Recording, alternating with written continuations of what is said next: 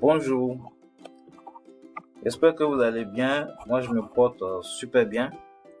Content de vous retrouver aujourd'hui dans cette courte présentation.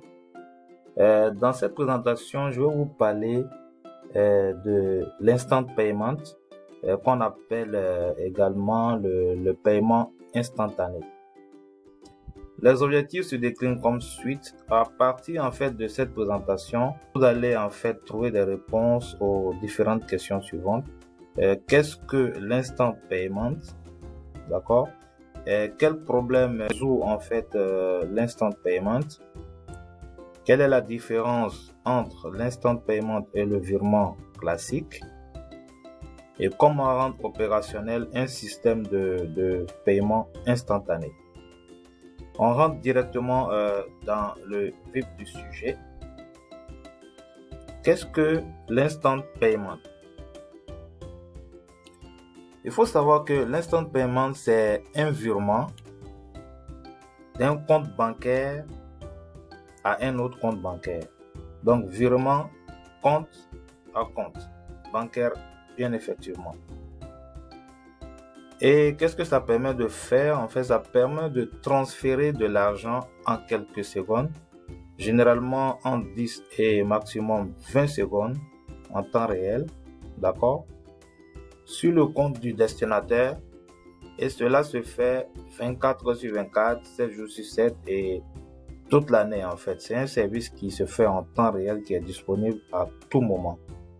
Pas besoin d'être en week-end, même si on est en week-end, même si on est dans la nuit, c'est un virement qui fonctionne à tout moment, d'accord?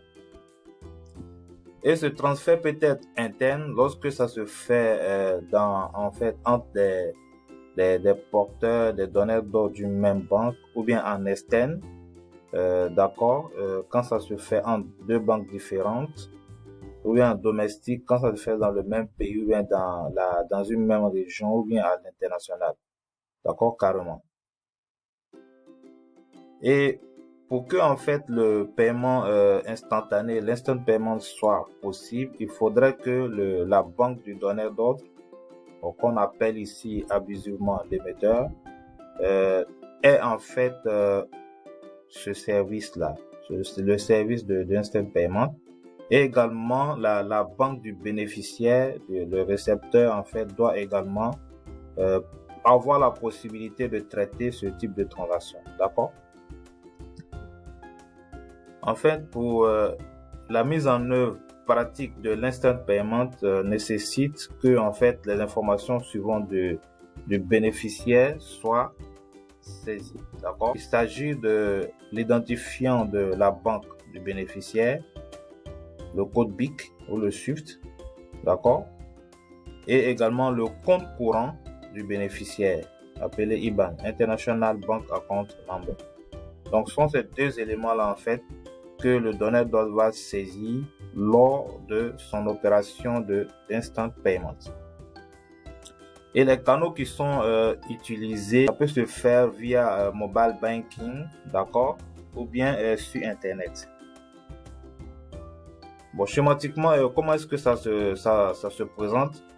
D'accord, le donneur d'ordre est là. Il saisit les informations qu'on a dit tout à l'heure, le code BIC du destinataire de la banque du bénéficiaire, et également le l'IBAN, le compte du bénéficiaire.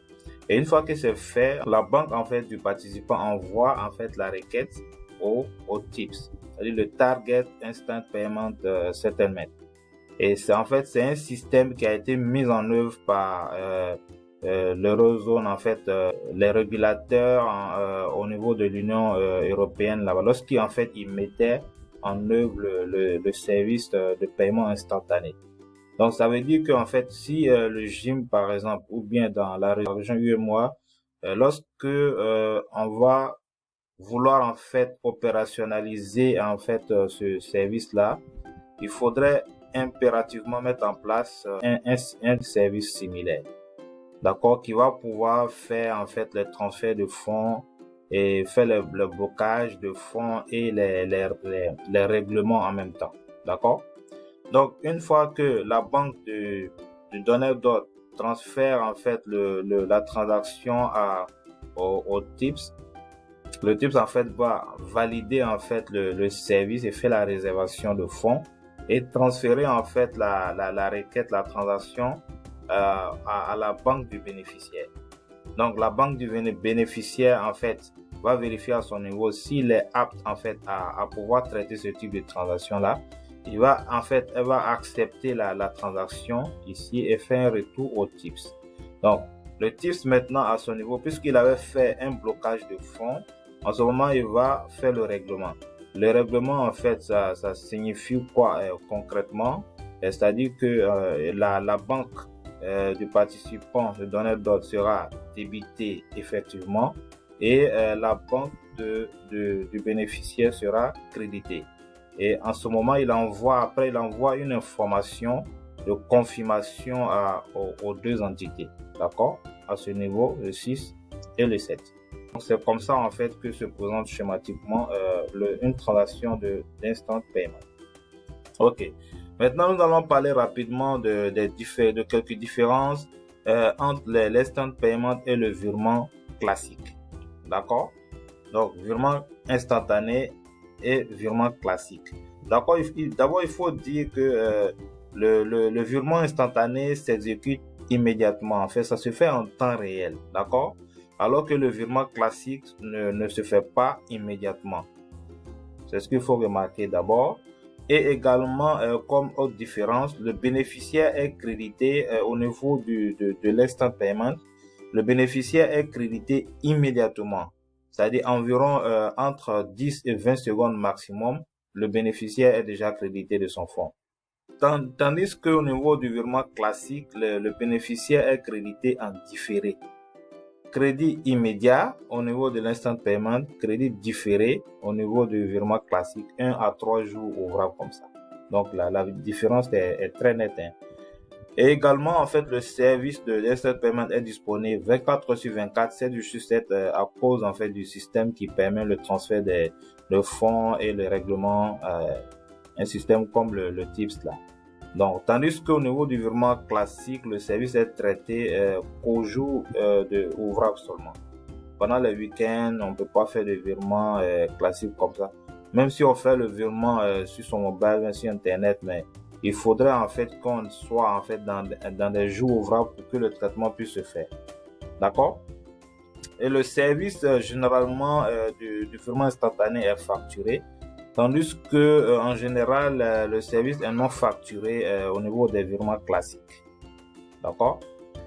Autre différence, c'est que en fait le paiement de dernière minute est possible au niveau en fait avec les paiements instantanés. Si on veut faire des paiements de dernière minute, on avait par exemple oublié de payer ses impôts, ou bien de payer des factures. Voilà, on avait carrément oublié, on est tard dans la nuit par exemple, donc on peut faire rapidement son paiement avec le virement instantané. Par contre, avec le virement classique, ça, on peut pas le faire, d'accord? Et, une autre différence qu'on peut avoir, c'est une excellente alternative au cash pour les petits marchands et les professionnels, les entités de profession libérale. Et qu'est-ce que ça signifie en fait? On appelle ça les coiffeurs, les petits supermarchés, les boutiquiers par exemple, ils peuvent bénéficier rapidement en lieu du cash, ils peuvent bénéficier de l'instant de paiement rapidement et rentrer dans leur fonds. D'accord? Et même également les dentistes, les médecins, les avocats, au lieu d'avoir des TPE qui sont coûteux, dont la maintenance est coûteuse et tout ça, ils peuvent en fait privilégier tirer parti en fait de l'instant paiement pour pouvoir en fait rentrer dans leur fonds, d'accord? Alors que au niveau du virement classique, puisqu'il y a un traitement qui est lourd derrière, donc ça n'incite pas vraiment à faire fi du cash, d'accord? Donc c'était quelques éléments de différence qu'on peut avoir entre l'instant paiement et le virement classique. Maintenant, on va aborder la dernière partie de cette présentation, comment en fait mettre en œuvre un système de paiement instantané. Pour mettre en œuvre un système de paiement instantané, il faut suivre 3 phases clés. D'accord? La planification, la conception et le lancement. Au niveau de la planification, qu'est-ce qu'il faut? En fait, il faut définir déjà le problème. Pourquoi est-ce qu'il faut mettre en œuvre le paiement instantané? Quel problème on veut résoudre? Mettre en place une stratégie bien détaillée, bien claire pour pouvoir en fait apporter des solutions idoines au problème qui a été identifié. Créer une vision commune et mobiliser les ressources nécessaires pour pouvoir en fait pour pouvoir décliner la stratégie qu'on a mise en place. D'accord? Et en output, ce qu'on aura en fait, c'est une vision commune et une feuille de route adoptée par les parties. D'accord? Ça, c'est la planification. Maintenant, au niveau de la conception, qu'est-ce qu'il faut faire? Il faut mettre en place une gouvernance. D'accord? Une gouvernance, il faut mettre en œuvre des règles d'adhésion, d'accord, au système qu'on veut mettre à l'écosystème qu'on veut mettre en place. D'accord? Et après, décliner le modèle économique et les règles interbancaires. D'accord? Bon, ici, en fait, on peut penser tout de suite aux régulateurs ou bien au GIM, par exemple, dans notre contexte. Donc, la gouvernance au niveau de la BCEAO et le modèle économique et les règles interbancaires au niveau du GIM, par exemple. Donc, décliner également le modèle opérationnel, c'est-à-dire les schémas comptables, les opérations au niveau du switch, etc. Et également mettre en œuvre, décliner le modèle de règlement, c'est-à-dire implémenter un outil qui va permettre de faire des transferts de fonds en live, en temps réel, et pouvoir en fait faire les compensations et également les règlements. D'accord? Et en output, qu'est-ce qu'on aura? On aura en fait les modalités du schéma convenu. D'accord? Maintenant, la troisième phase, c'est le lancement. Qu'est-ce qu'on aura à ce niveau? Il faut en ce moment penser à la commercialisation. Il faut également mettre en œuvre le produit à travers, en fait, on va dire, des différents tests qu'il faut faire pour pouvoir bien standardiser le produit. Une fois que c'est standardisé, il faut en fait faire des certifications des participants, d'accord, les membres qui vont participer à cet écosystème-là, d'accord, et faire le lancement proprement dit du produit.